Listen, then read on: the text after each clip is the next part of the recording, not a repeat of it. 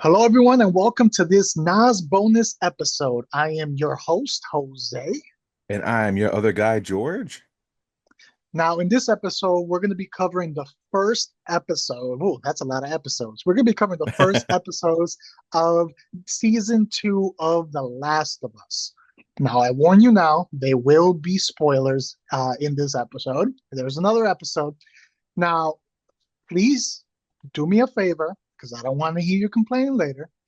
Hit stop now and come back after you watch the premiere of season two if you haven't watched it yet. So that way nothing is ruined for you.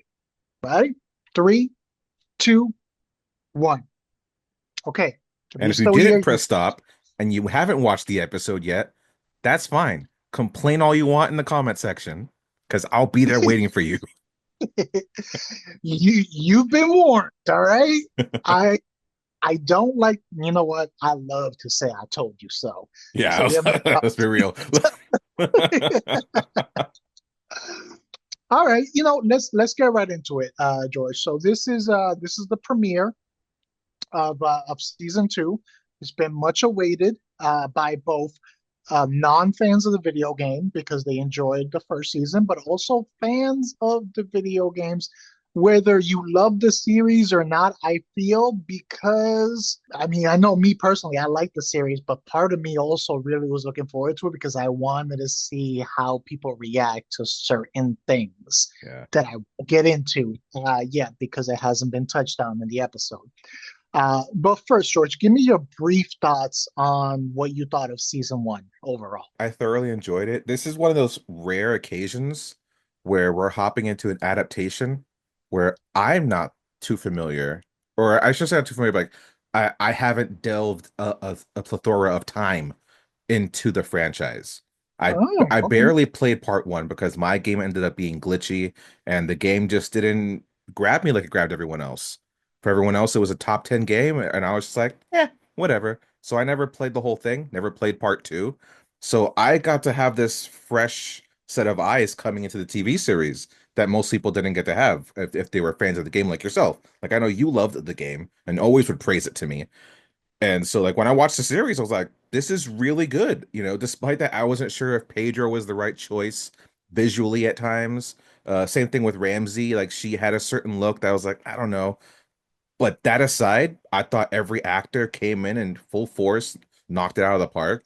I thought it wasn't another Walking Dead either. Like it had essences where it could have been, but I felt like it was still telling its own story, which was really nice. And it had some episodes that I know never even existed in the game that were like standout episodes, like the one with Nick Offerman. I deeply love that episode. It was such a standout moment, and I thought that was a great time to departure from what the game probably was telling. So, big fan. Couldn't wait for season two. Yeah, I am on the opposite side of the spectrum. And now it's been a while since I touched them. I think last time I played was two when it came out. I kind of beat it back to back, and I haven't played since. So it's been a couple of years. They're already on their like seventh re-release of it Right? Yeah. because that's what Sony likes to do. But I am a big fan of the game, so I am on a different spectrum than you. So that's good. We got those that opposite. I also loved season one. I felt they did a good job of giving you the familiar and staying true in certain aspects of the game, but then also changing enough things to make it work for TV and keeping those things interested. I feel like when you're making a video game adaptation, not everything's going to translate to a screen because you don't have those interactive aspects. So you have Yeah. to change them. Now, do those changes hit? That's where it can fall apart. I feel the changes like that episode with I consider a kind of a throwaway character. It was a character that was in there for a little bit. It's such a Uh, short-lived character in the game, but they gave it so much life in the show. Exactly. That was a good change that ended up hitting. So, and I think unlike you mentioned like the Walking Dead, not a video game adaptation, comic book adaptation, but one of the problems that thing had is it drew things out too much to Yeah. try to extend it. The whole thing probably could have been four seasons, in the end ended up being like 10 because they would draw so many things out. I felt it was a good amount of episodes. They didn't overdraw anything. They kind of kept the pace going. They covered the whole damn game one in that one season, which I Yeah. don't think we're going to get with game two. That's going to be multiple seasons. Yeah. So overall, I think a win. So it looks like, two different experiences with the game, but kind of feel the same about the show, which is good for them. Yeah, and another thing I'll add for the show, a show is really good when it makes you want to go and play the game because that's how I felt after watching season one, and I'm feeling it again watching this season as it's starting to play out. It's like I think I should head back into it and give it a shot again because it's that good of storytelling. It's like with Fallout. Fallout, the TV series, was so good. I started playing Fallout 4. When Fallout series came out and I enjoyed it, I went and played it for the first time ever. I have never had an interest Yeah. in touching it. And I saw the series, I'm like, okay, all right, I'll go back to it. I'll give it a try. And I did play it for a little bit. All right. I want to start off and get any issues out of the way right off the bat. So in episode one, was there, and this there doesn't have to be, I'll preface it with that. Uh, did you have any issues with episode one? I didn't have any issues per se with episode one. I thoroughly enjoyed episode one. You know, I thought there was definitely moments that were happening, and I know why you asked this because we started almost having a Twitter war yesterday about this. this uh, and I knew it was coming because like I watched the episodes, like man, people are gonna go off about this. I could see it, and without fail, the internet doesn't fail you at all. They come through with stupid remarks and idiotic ideas. Blind Uh, rage. yeah. And because the episode opens up with Ellie defending herself against this giant man. And if you're not paying attention, you're just like, oh wow, she's taking down this beast of a man. How is she doing that? And it's just like, well, they're training, they're sparring with each other. And the fact that he didn't overpower because he's holding back, and they state that he's holding back. So it's like, all right, cool. If they didn't have that moment, I'm like, there's no way she's taking him down. Like, I don't care what jujitsu, judo stuff you're learning, it's just not happening with the size that you have. Like certain things, it doesn't matter. You can't fight back power like that. But it's like, all right, I gotta explain. We're cool. And there's many moments like that where I felt like things were explained. You know, what I mean, of what she's able to do and what's happening. Uh, the moment that I felt like you could see there's an issue per se is in the council scene where the two girls, Ellie and what's the friend's name? I can't remember her name now. Dina.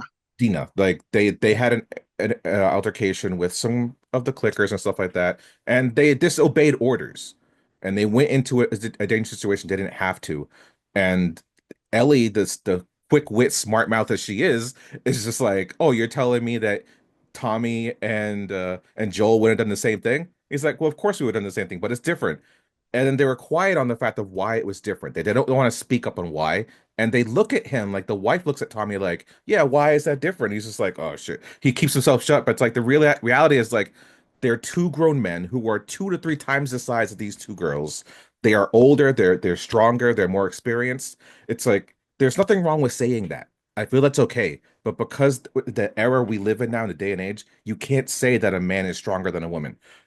And no matter what the situation is.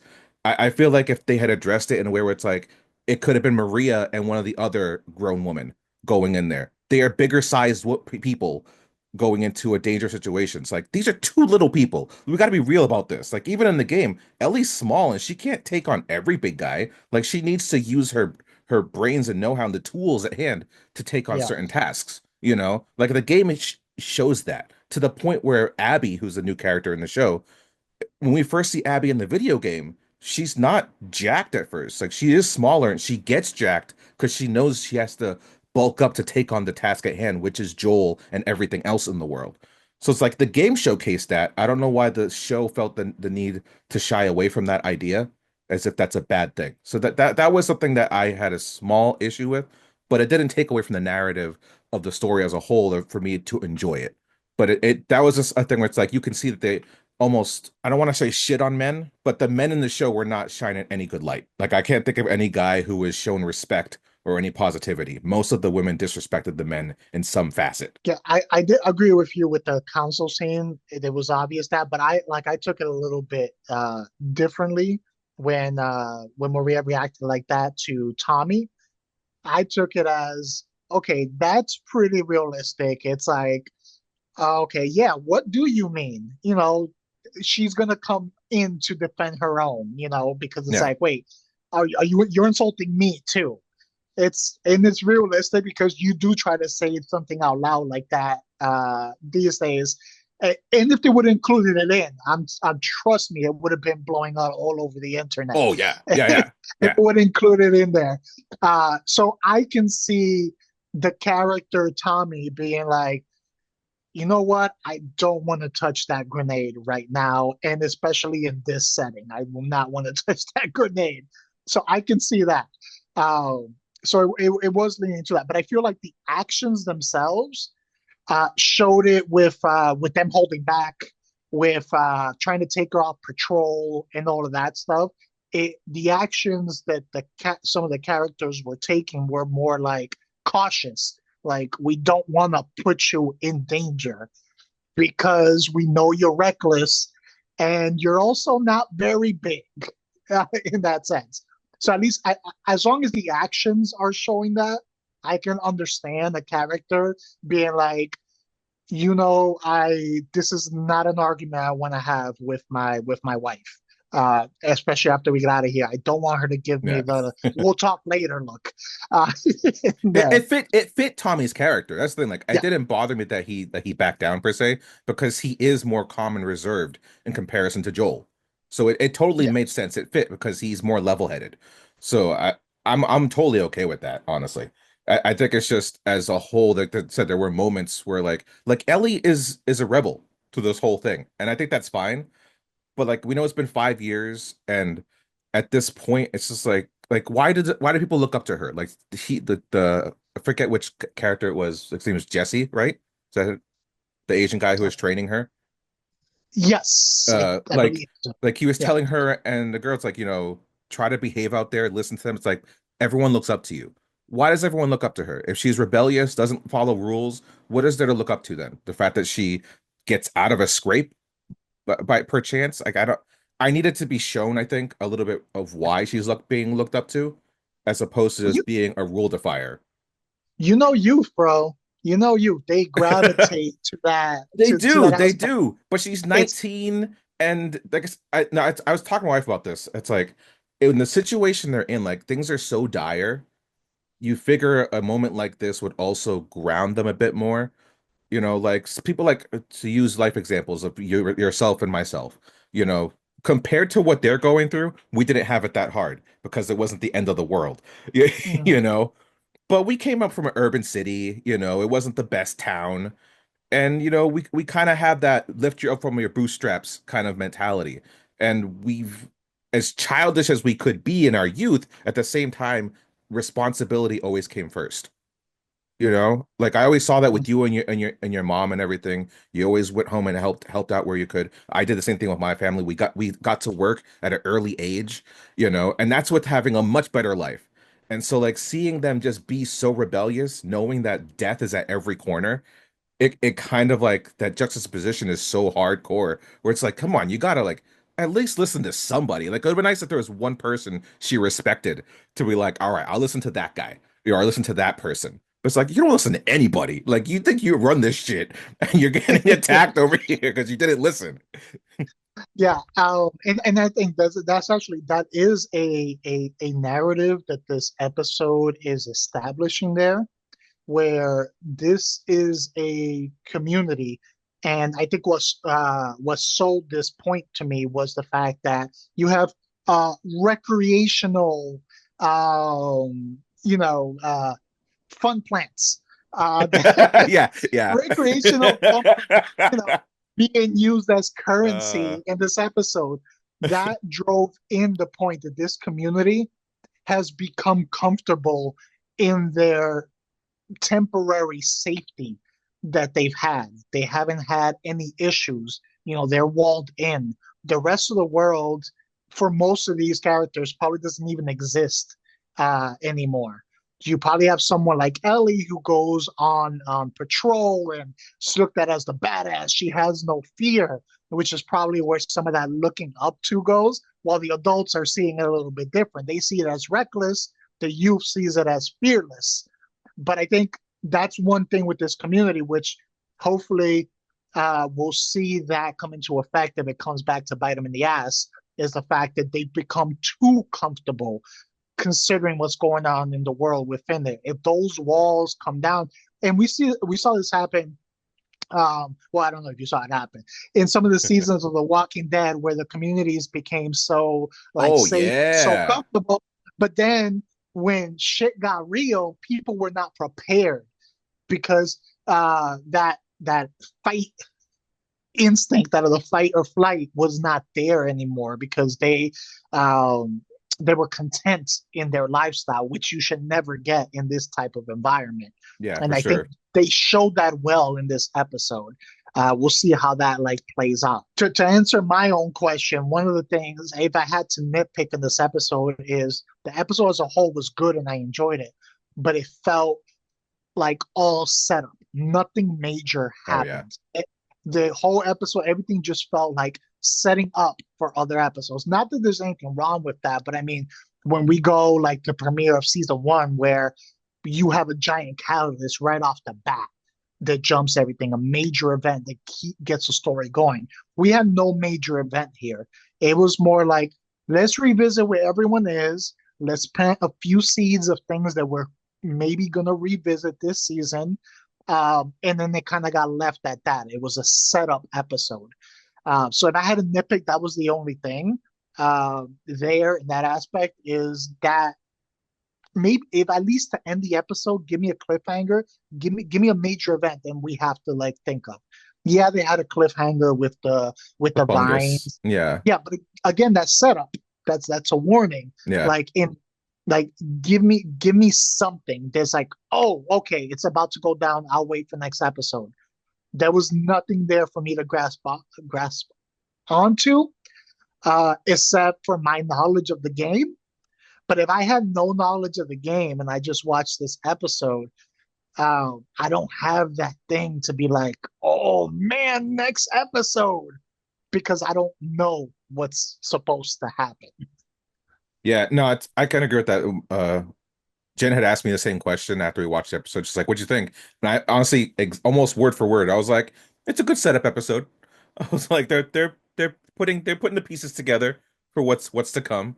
But it's a good point. Like, if you'd know nothing about the games, like I sold video games for a little bit, so I had to know something about these games. So I'm fully aware of everything that happens in both part one and two of the game.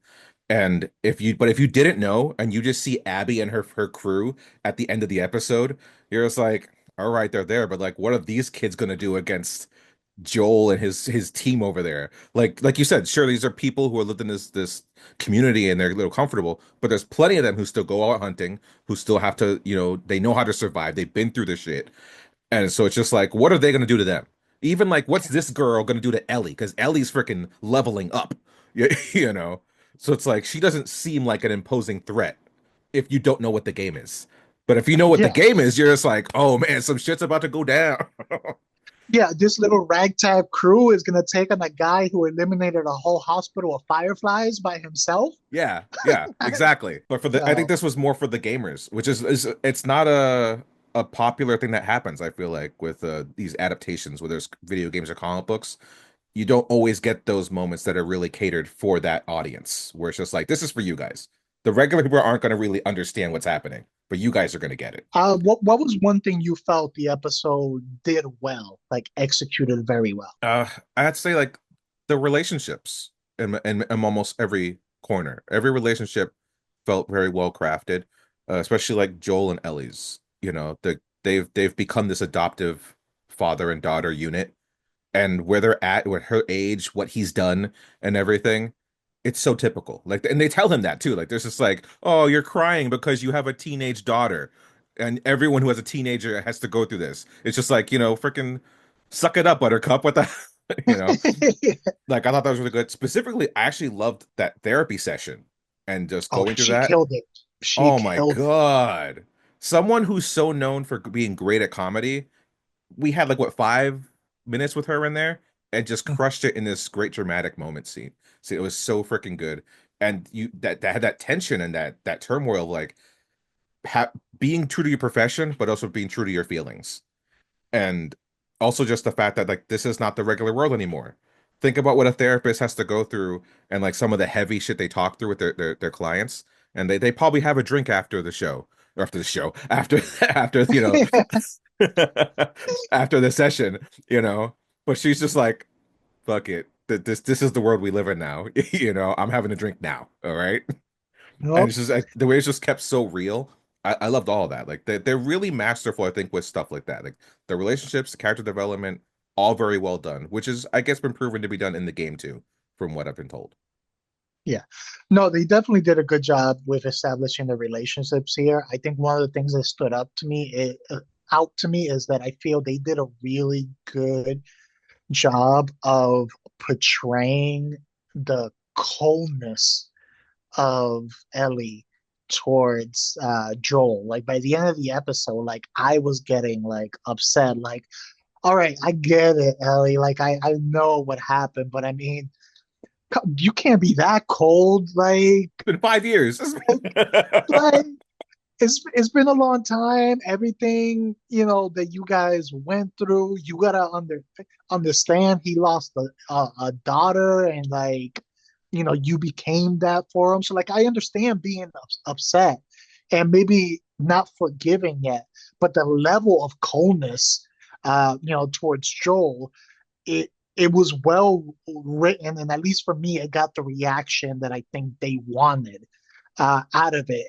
And then we'll see how it plays out going forward. I think that will only strengthen future events, is the fact that they were able to establish the brokenness of that relationship and the refusal of her to kind of meet him in the middle ground, or at least leave a crack open for him to try to redeem himself in there. Like the door is almost completely shut on her end, and they painted that picture very well. I think that's obviously going to just hit that much harder once the hammer falls, to say, without giving too much away of Yeah. what's to come in the future episodes. But yeah, for those who know, I think they're building up to for the moment very well so far. Moving away from the actual episode itself, there is one piece of controversy that I'm seeing everywhere that I did want to touch on. I'm sure you've seen it being on Twitter and X, Yeah. is people are still complaining about the casting of Bella Ramsey in Oh, this I thought you were role. going to talk about Abby. Okay.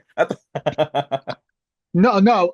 When it first got cast, it was all over the place. But since this episode premiered, or even since the images started coming out for like this season, it's been overwhelmingly against Bella Ramsey. Yeah, yeah, no, I've seen You that go too. on Twitter right now, and it's like everywhere about the improper Hurt, casting and all of that hurtful stuff. things, I gotta say. Very Very, hurtful. very, very. What are your thoughts on this casting? Do you see a problem with the casting or justification and people having a problem with this casting? Dude, I feel like freaking Maximus Aurelius from fucking Gladiator. It's like, are you not entertained? Are you not entertained? Like, has she not proven herself yet? Like, I think this girl, first of all, crushed it in Game of Thrones. For the small part that she had, it was a standout role because when me and my wife saw her on screen, it's like, yeah, girl, this little freaking king knight girl, whatever you want to call her, she was a badass in that show, and nothing but praise was sang for her. Then she comes into this part, which I think she earned very much. And there's this freaking bullshit and hatred. It's like, is she not playing the part? Like, I think she's encapsulating the character very well. For the 2 hours I played of the game, that was Ellie. Sure, she doesn't look like her 100%, but it's like, you want a photocopy? I mean, you're not gonna get the exact, like, that character is modeled off of like a young freaking what's her name from X-Men who played Shadowcat. What's his name now? Yeah, them. Like, but you get who I'm Oh saying. yeah, Like yeah. that's who it was. That person doesn't exist anymore. So they have to find someone new. All right. And I think she's doing a great job. She understands the character. She's pulling the character off. That's all that matters. It's not like they got a freaking rock or something to play her. Like I don't know. it's dumb. It's dumb. And the way that they are making fun of what she looks like and all that stuff is just stupid. It's like, come on, man. This girl's freaking a great actress. Just or they are great actors. Just give them their credit for what they're doing. Yeah. No, I agree with you 100%. Honestly, why the focus on Bella Ramsey? The Honestly, I love Pedro. He doesn't look like Joel. He's not exactly like Joel. What? No. Because they put a beard on him and they peppered up his hair? Like he doesn't look like Joel. Gabrielle Luna does not look like Tommy. Hell, they're not even the same ethnicity. Yeah. Like Yeah. at all. And we know what's her name, Caitlin Dever. We know she doesn't look like Abby uh, at all. So like, Seriously.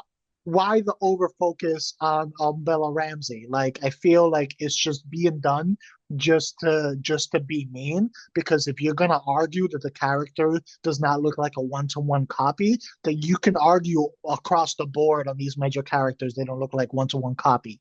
And on it being a one-to-one copy aspect, these are made up fictional characters in a video game. They're not real. Fictional characters.